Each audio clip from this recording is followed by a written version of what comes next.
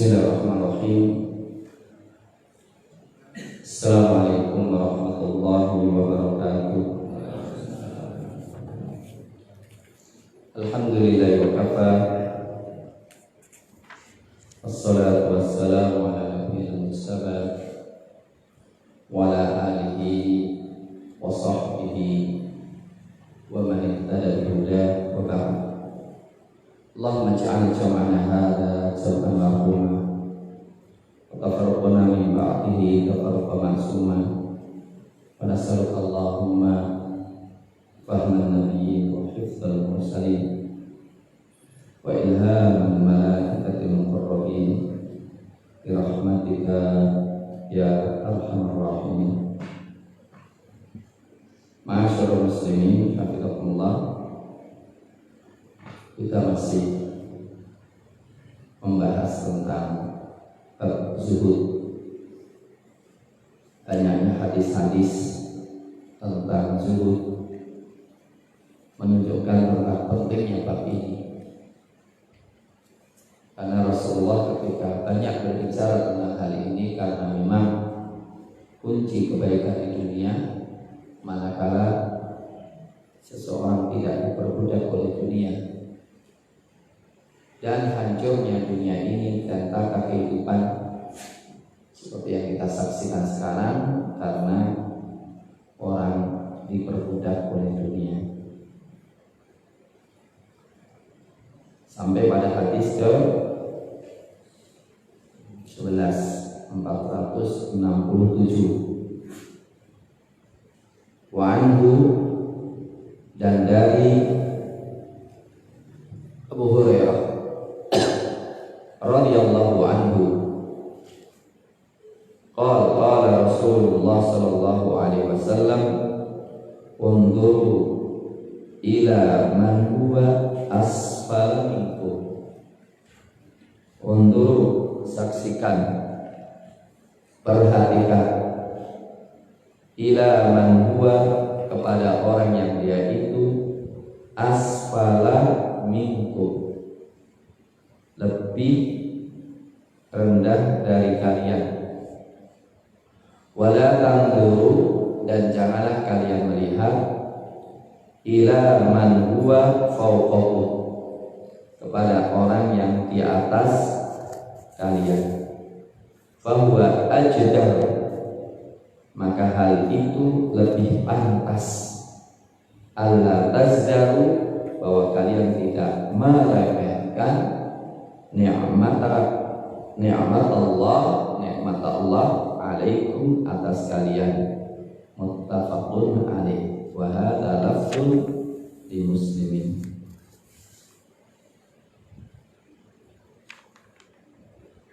Ma'asyiral muslimin, hadis ini saya dapatkan ketika saya masih kecil, SD. Bapak-bapak sudah pernah dengar belum?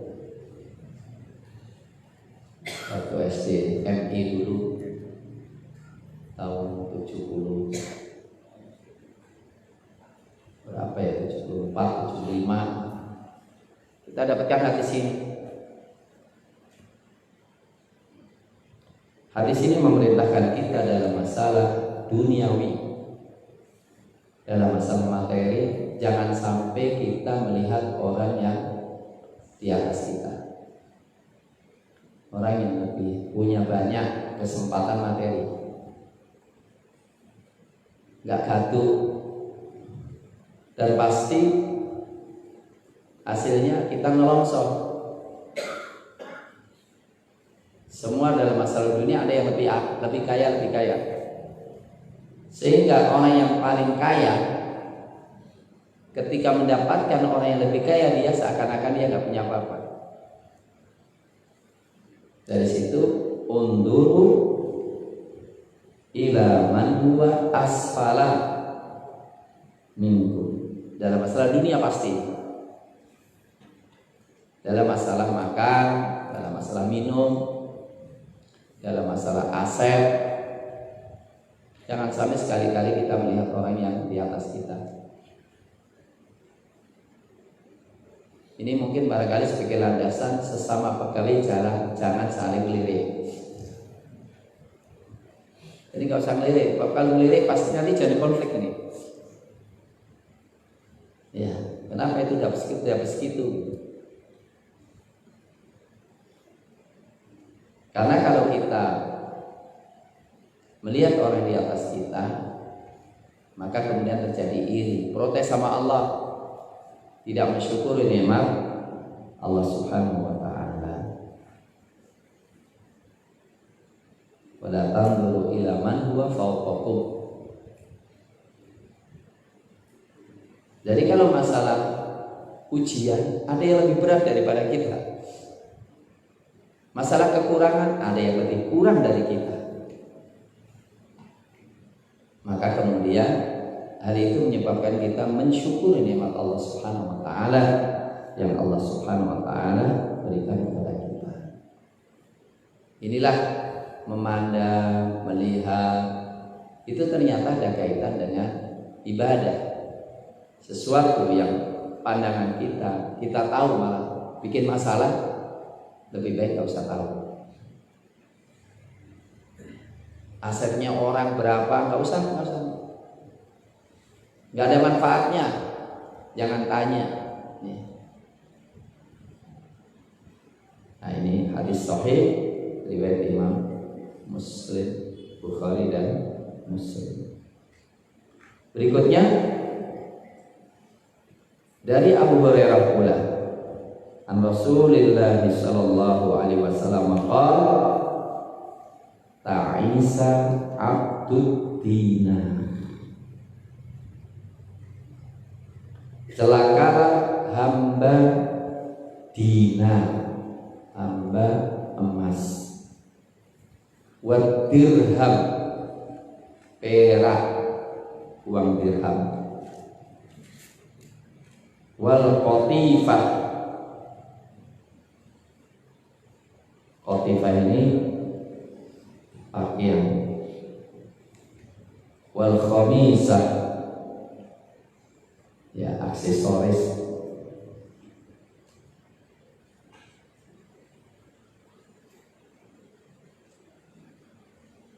In u'tiya, kalau dia dikasih, radiyah, ridho. Wa illam yu'ta, kalau tidak dikasih, lam yarda, tidak ridho. Ada nggak keterangan di sini? Saya nggak kasih keterangan. Baiklah. Di sana ada hadis yang lebih panjang daripada itu ya. Ta'isa'atul dinar, ta'isa'atul dirham, ta'isa'atul qatifah, ta'isa'atul khamilah, ta'isawan takas. Ya, ini tambahan. Ta'isawan takas wa idza syika falan takosh. Ta'isa itu terjungkir, celaka. Celakalah hamba dinar. Ini menunjukkan apa?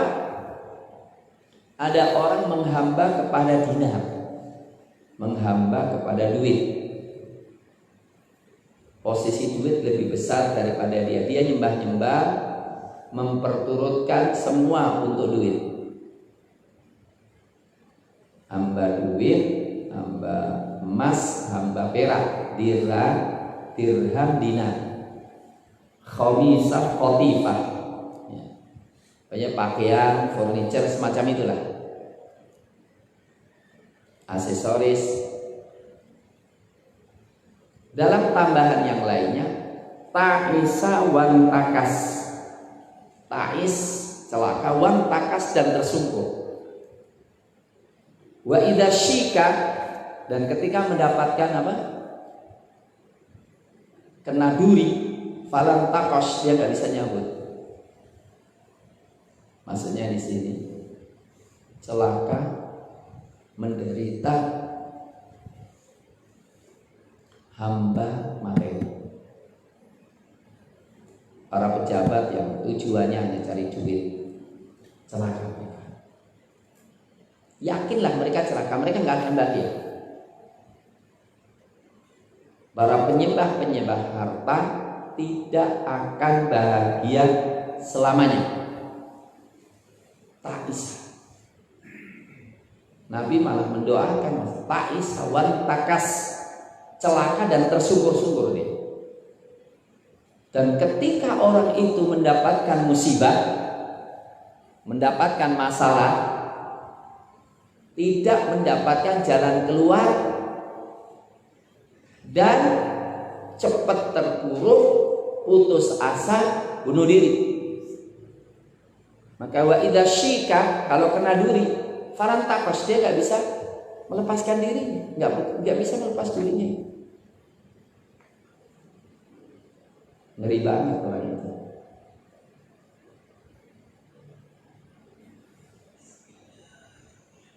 Kemarin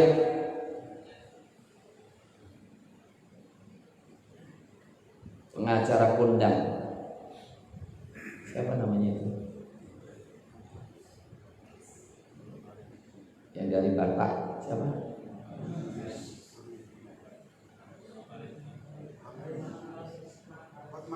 Hotman Paris.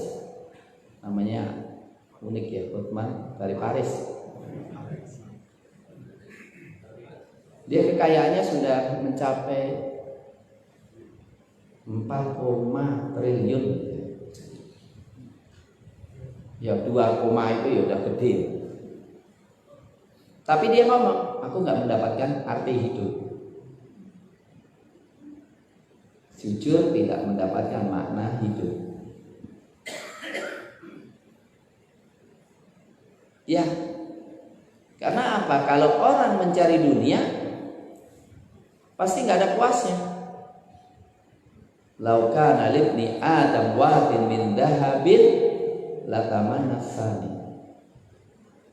Kalau orang itu punya emas, 1 lembah emas, pasti dia nggak berhenti di situ, ingin yang kedua. Coba bayangkan aja. Sekarang orang yang punya 1 lembah emas nggak akan puas kecuali punya emas yang kedua, lembah yang kedua. Jadi walaupun Freeport itu dikuasai benar-benar nih, dia masih ngelirik yang lain. Jadi kalau gitu, kira-kira kita bisa puas nggak? Boro-boro punya lembah 1, yang punya lembah 1 masanya nggak pernah puas, apalagi kita. Maka janganlah kita nyiksa diri kita dengan apa? Orientasinya itu. Nah, indikator daripada orang yang demikian itu in u'tiya radhi. Kalau dia dikasih duit, itu dia puas ya. Puas. Wa illam yu'ta, kalau nggak dikasih, lam yarda, sakit. Jadi kalau urusan apa aja ada fee-nya kan? Ya kalau fee-nya fil jannah sih bagus ya. Komisi fee-nya fil jannah itu nggak masalah. Lah kalau komisinya fee-nya finnar, buat apa finnar? Jadi kalau dia dapat materi puas, kalau nggak dapat materi marah. Wa illam yu'ta sakit, wa illam yu'ta lam yarda. Dakwah, ngaji, ya memang bukan untuk cari duit. Yayasan, lembaga dakwah, memang bukan untuk cari duit. Kalau untuk cari duit, rusak.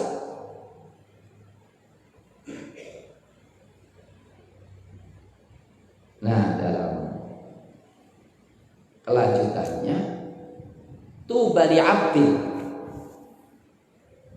tuba li abdin, beruntunglah seseorang hamba amsaka bi'inani farasih, memegang pelana kudanya, memegang punuk kudanya. Fa in kana fis saqa, kalau posisinya harus paling belakang, barisan paling belakang penyapu yang ketinggalan itu, fa kana fis saqa, dia paling belakang.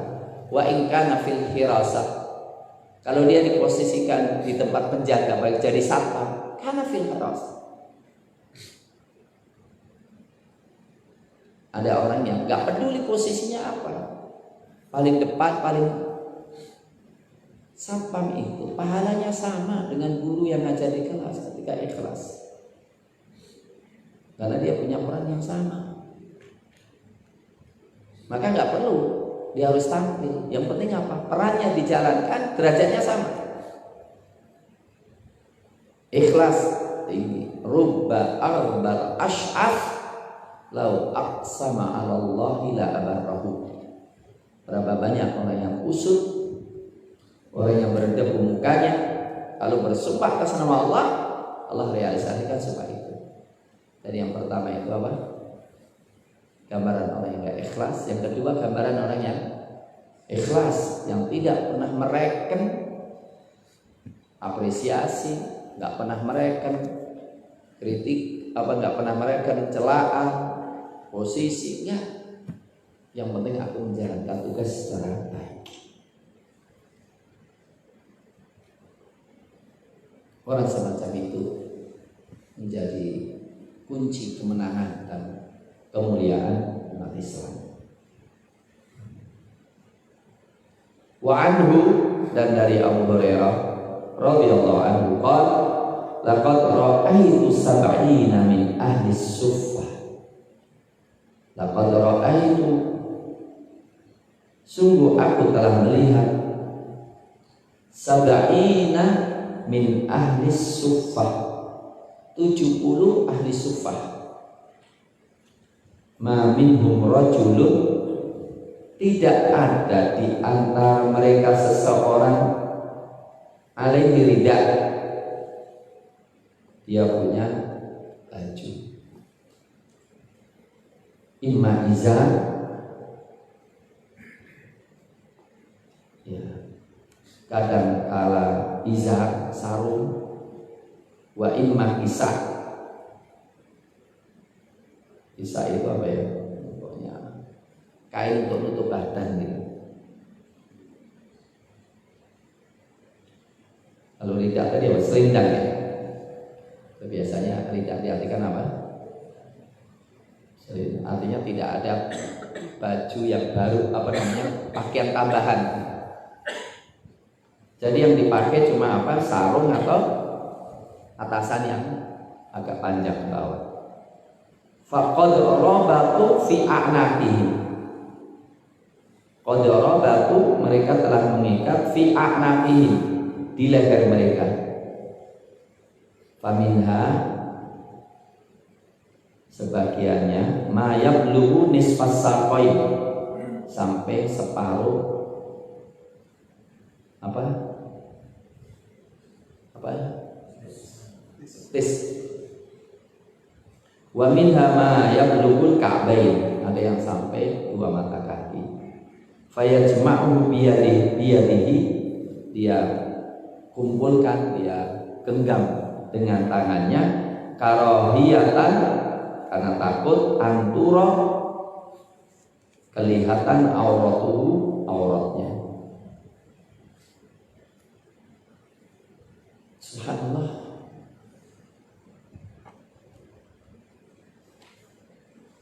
Masjid Madinah itu di belakangnya ada namanya tempat Ahlu Suffah. Ahlu Suffah itu kalau sekarang itu tempatnya itu pas di belakangnya rumah Nabi. Ya. Di sini ada 70 orang. Dulu masih kecil ya. Jadi subhanallah, masjid itu penuh dengan Ahlu Suffah. Makan nggak pernah mikir, mereka nggak tahu makannya makan apa enggak gitu. Nah, dikatakan bahwa mereka itu yang perlu kita tahu. Abu Hurairah mengatakan nggak punya, ada yang punya lidah, nggak ada selempang ya, apa namanya,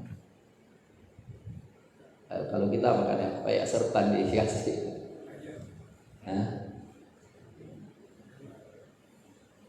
Selendang untuk laki-laki namanya apa ya? Selayar. Jadi jangan bayangin pakaian mereka itu sempurna. Pakaian mereka itu cuma satu, ima sarung aja atau atasan aja yang dipanjangkan sampai setengah betis, ya kan? Itu pun yang nggak ada apa namanya, nggak ada ikatnya apa ya, jadi dipegangi terus, nggak ada celana dalamnya. Itu awal-awal ya, awal-awal mereka begitu, awal-awal perjuangan. Apakah mereka pernah ngeluh? Enggak. Apakah mereka nyalain Allah? Tidak. Apakah mereka punya alasan tidak dakwah? Enggak. Mereka punya peran besar dalam dakwahnya.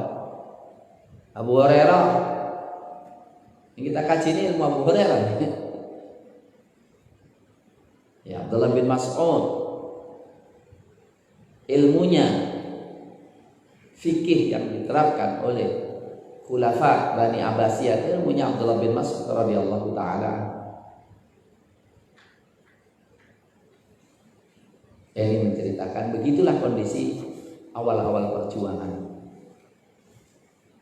Dan mereka tidak pernah masalah, tidak mengurangi kualitas perjuangan mereka.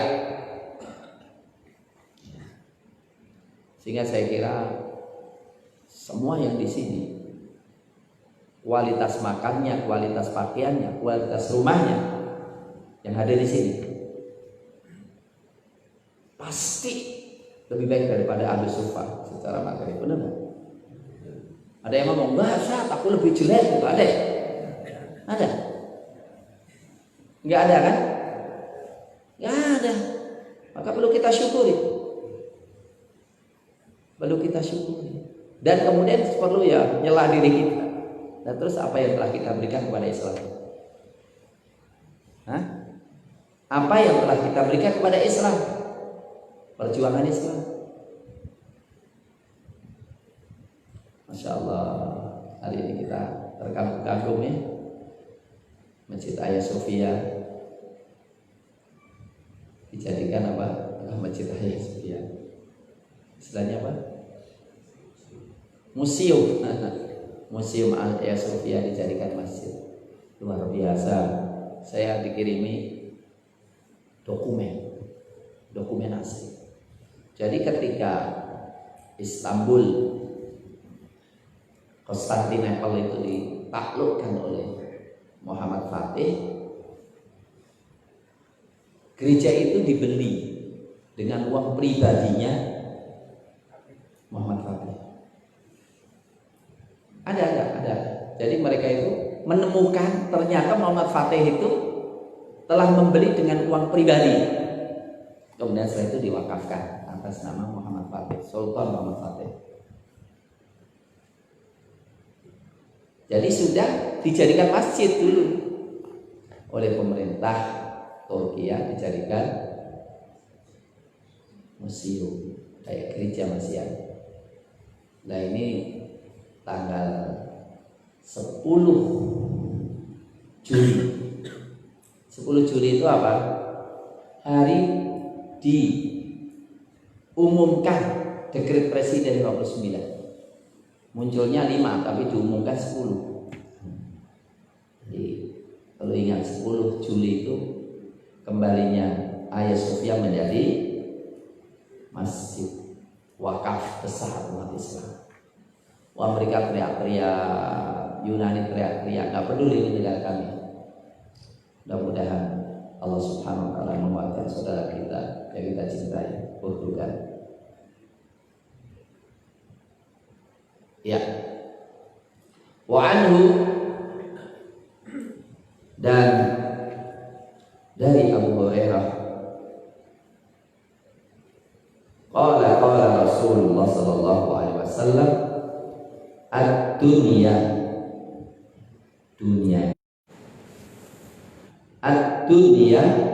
dunia itu sijnul mukmin, penjara bagi orang beriman. Wa jannatul kafir, penjara bagi orang kafir. Rawahu Muslim. Tolong dihafalin ya. Ad-dunya sijnul mu'min wa jannatul kafir. Ad-dunya, dunia itu sijnul mu'min, penjara bagi orang beriman. Wa jannatul kafir, surga bagi orang kafir. Rawahu Muslim. Dapat belum? Coba siapa yang dapat, tolong angkat tangan. Belum. Sekali dengar langsung apa mestinya ya? Ad-dunya sijnul mu'min wa jannatul. Udah apa? Ini saya dengar tahun 70-an ya habisnya. Mahasiswa muslim, pastilah perumpamaan luas banget. Di sini dikatakan dunia ini adalah penjara bagi orang beriman.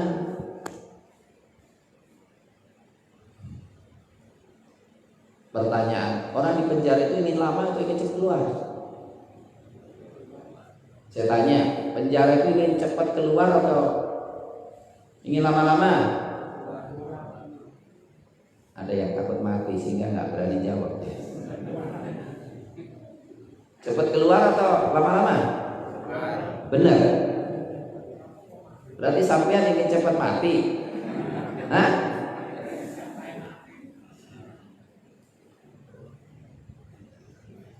Mati itu bagi sampean keluar dari dunia kan? Keluar dari penjara. Orang dari keluar dari penjara itu seneng nggak? Seneng. Berarti sampean suka mati. Gitu ya, gitu Ustaz. Kejam banget Ustaznya ya. Peta komplit gitu ya.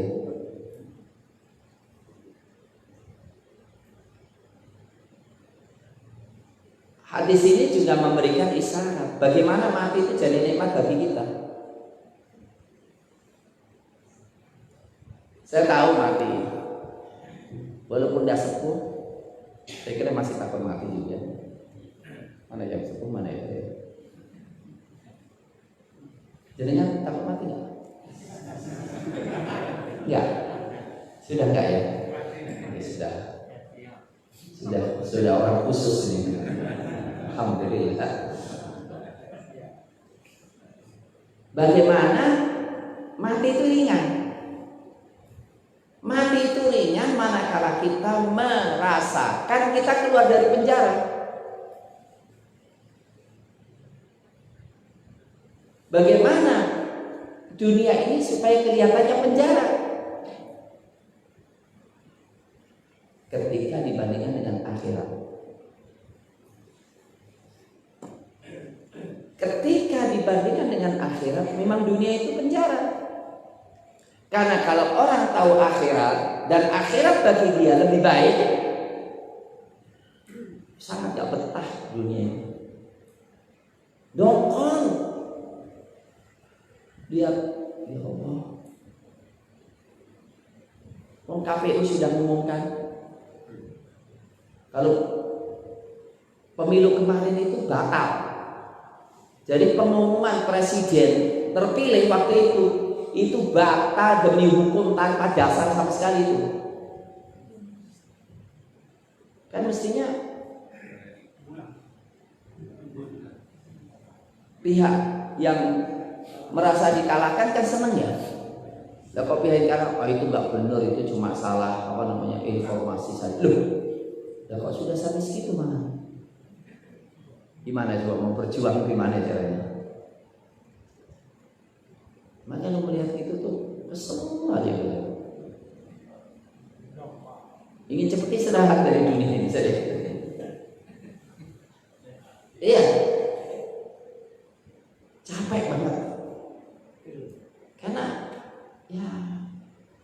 nasionalisme nggak ada, apalagi iman. Oke, kita katakan orang beriman walaupun tidak ada masalah, hidupnya nikmat, makan nikmat, kendaraan, semuanya fasilitas hidup ada. Itu bagi dia ketika melihat bahwa dunia ini sementara dan mau nggak mau suatu saat dia kembali kepada akhirat dan dia tahu akhirat lebih bagi dia. Bagi dia adalah penjara itu baginya adalah dunia itu penjara baginya. Karena apa? Dia ingin cepat keluar dari penjara ini. Semua orang bermaaf dalam episode tertentu, pamannya panjenengan melakukan perjalanan, kemudian di sini berat, di sana agak ringan dikit, di sana agak ringan dikit, sana yang paling ringan. Itu ketika berada di suatu tempat dan melihat yang sebelahnya itu ya nggak nyampe, ingin cepat apa? Sudah melewati fase-fase itu. Sama. Hadis ini mengisyaratkan bapak-bapak dan ibu-ibu yang dimuliakan oleh Allah. Orang beriman itu tahu di dunia ini sementara untuk menjalankan tugas tertentu dan kampung halamannya, kampung bebasnya itu di akhirat kelak. Maka senikmat apapun dia akan terasa akhirat lebih baik bagi dia, maka dia tidak akan nyaman di dunia ini. Sehingga keluar dari dunia itu nggak nyesel. Mohon maaf, orang yang keluar dari penjara itu nyesel nggak?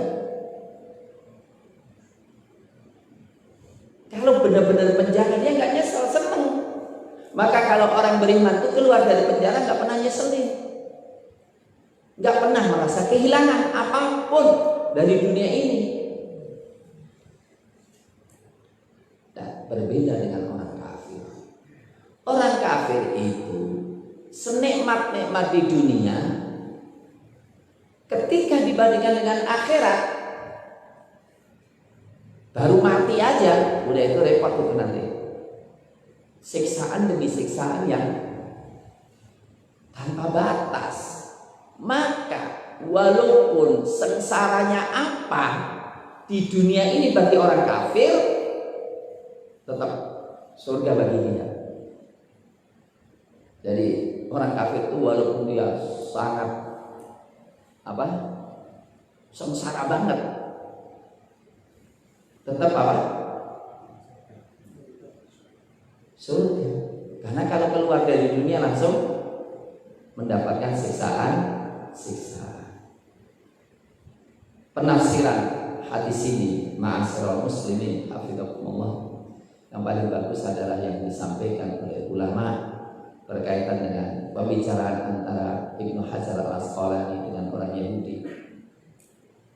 Ketika Ibnu Hajar al-Asqalani sebagai qadhi qudhah ahli hadis dengan pakaian yang bagus, orang Yahudi ini miskin banget.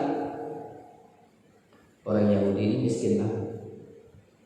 Ngomong dia, ya Imam, nabimu itu gimana ngomongnya? Ad-dunya sijnul mu'min. Sijn, penjara. Loh kok nikmat kayak gini kok di penjara gimana? Ini menunjukkan penjara itu mestinya nggak boleh dikasih fasilitas nikmat-nikmat. Ya tapi kalau di Indonesia agak bingung memahami ini. Karena apa? Bari koruptor di penjara itu kayak hotel. Itu repotnya itu. Mestinya penjara itu nggak boleh ada kenikmatan, nggak mungkin. Namanya penjara. Penjara dalam Quran itu disebutkan berkali-kali sebagai tempat siksaan. Jadi gimana? Katanya penjara. Apa namanya? Penjara bagi. Kenapa kok nikmat? Katanya jannatul kafir. Saya kan kafir nih. Surga. Loh kok saya menderita kayak gini tuh gimana? Beliau menjawab dengan enak. Yahudi, saya itu senikmat-nikmat gini. Kalau saya ditawari pindah ke tempat yang lebih nikmat, ya saya segera Saya ditawari surga, saya ditawari mati, ahlan wa sahlan, senang banget. Saya nggak kerasan di sini, kerasan saya di akhirat. Maka bagi saya di sini penjara, walaupun kau melihat aku nikmat. Lah engkau sesengsara-sengsaramu, coba kau tahu, mati neraka kamu. Maka keberadaanmu sekarang ini kayak apa? Surga. Maka aku nggak ingin cepat mati, benar kan? Orang kafir kan, orang Yahudi kan nggak ingin mati. Ya waktu ahaduhum la yu'ammaru alfa sana. Mereka ingin kalau hidupnya 1000 tahun.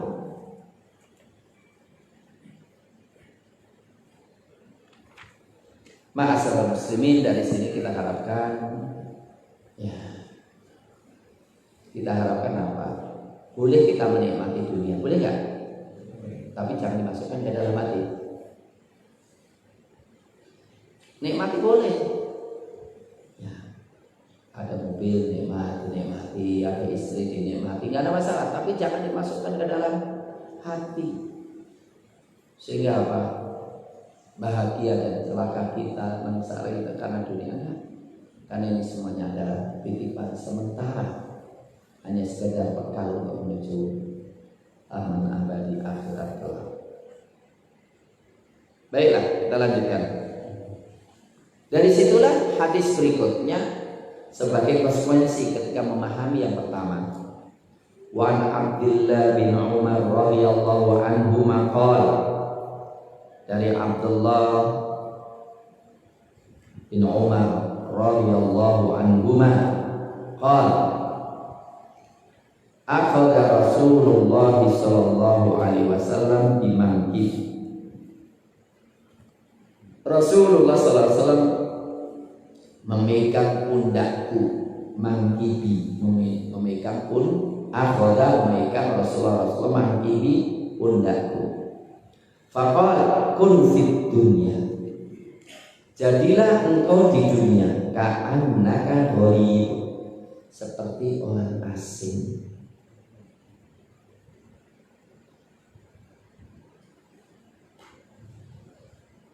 Au abiru sabil, atau orang lewat jalan. Ka'anna Ibnu Umar radhiyallahu anhu yaqul, wa kana Ibnu Umar radhiyallahu anhu yaqul, dan adalah Ibnu Umar radhiyallahu anhu berkata, idza amsayta, jika engkau berada di sore hari, fala tantadhiris shabah, jangan engkau menunggu pagi hari. Wa idza asbahta, dan jika engkau pada pagi hari, fala tantadhiril masa, jangan engkau menunggu sore hari. Wa khudh min sihhatika, ambillah dari sehatmu, lima rolika, untuk persiapan sakitmu. Wa min hayatika, dan ambillah dari hidupmu, limautika, untuk matimu. Rawahu Bukhari. Qalu fi syarh hadzal hadis makna, mereka mengatakan dalam mensyarah hadis ini, la tarkan ila dunya, jangan engkau condong ke dunia. Wala tattakhidh watanan, jangan kau jadikan tempat tinggal tanah air. Wala tuhaddits nafsaka bitulil baqa, janganlah engkau membisiki dirimu dengan panjangnya tinggal di dunia. Wala bil i'tina biha, dan engkau ingin memilikinya. Wala tata'allaq minha, jangan tergantung dengannya. Illa bima yata'allaqu bihil gharib fi ghairi waqari, kecuali seperti orang yang terikat dengan sesuatu, orang yang asing yang bukan di daerahnya. Wala tashtagil biha, dan jangan engkau kerja padanya, bima la yastagil bihal gharib alladhi yuridu biha ila ahlihi, yang akan pergi dari situ ke keluarga. Jadi gini, Di sini dikatakan kita itu orang asing di dunia ini. Mohon maaf, kita tahu kita asing dan kita tidak akan lama di situ. Kita akan kembali. Mungkin nggak duit kita habiskan. Ambil sabi atau kita menuju ke tempat di situ tapi itu sementara. Contohnya mohon maaf, TKI atau TKW yang berada di luar negeri ngumpulin duit di sana. Itu kira-kira mungkin nggak? Dia tahu di situ cuma setahun 2 tahun. Kemudian hasil duitnya itu untuk bangun di situ, kemudian nanti akan ditinggalkan, mungkin nggak? Nggak mungkin. Pasti dikirimkan kan? Ngirimnya juga harus tepat, dikirimkan ke negaranya itu harus tepat. Kalau salah repot. Hari ini saya dapat cerita, hari ini kemarin ini sedih banget. Ada orang Madura, suami sih kerja di apa? Gak tahu Saudi atau mana, luar negeri ya. Duitnya itu dikirimkan ke kakaknya. Oleh kakaknya dibelikan rumah, dibelikan, tapi atas nama kakaknya. Sampai di sini nggak ada apa-apa, pokoknya semua atas nama kakaknya. Akhirnya anaknya itu tempat saudara kita, tempat kenalan kita. Kemudian apa yang terjadi? Ya sudah dibawa kenalan kita, saudara kita ini kan, udah ke tempat rumahku saya. Nggak punya sama sekali, datang di situ cuma bayangkan ngirimi hasil kerja salah, nggak dapat apa-apa. Lah kalau kita dunia ini ngirimi hasil kerja kita salah, nanti ke akhirat dapat apa?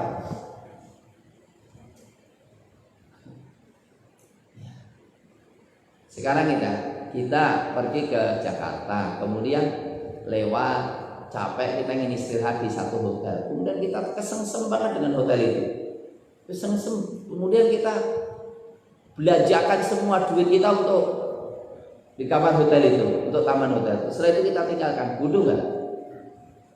Kira-kira gila nggak orang itu? Mohon maaf, ada nggak orang yang dalam perjalanan kemudian ada villa, kemudian dia keseng dengan villanya, dia habisin di situ udah, kemudian setelah itu ditinggalkan, ada nggak gitu? Nggak ada. Ada nggak orang yang pergi ke satu daerah yang dia mau tetap kembali, tapi kemudian apa? Dia habisin duit di situ, kemudian pulang nggak mau? Nggak masuk akal kan? Tetapi ada nggak orang yang menghabiskan duitnya untuk di dunia, kemudian setelah mati dia nggak bawa apa-apa? Hah? Mayoritas gitu kan? Nah inilah jangan sampai hati kita terjatuh kepada dunia. Saudaraku, sekaya apapun yang kita miliki, kita bukan kaya kecuali seberapa besar kita amalkan. Saudaraku, kemuliaan apapun yang kita terima dari orang lain belum tentu itu menunjukkan kemuliaan kita, kecuali apa yang kita amalkan. Oke, orang muliakan kita, menghargai kita, ngasih kita segala-galanya, itu bukan indikator kemuliaan kita hakiki. Tapi kemuliaan hakiki apa yang kita lakukan untuk umat ini. Walaupun ada orang semuanya penjagaan itu sampai 10 lapis,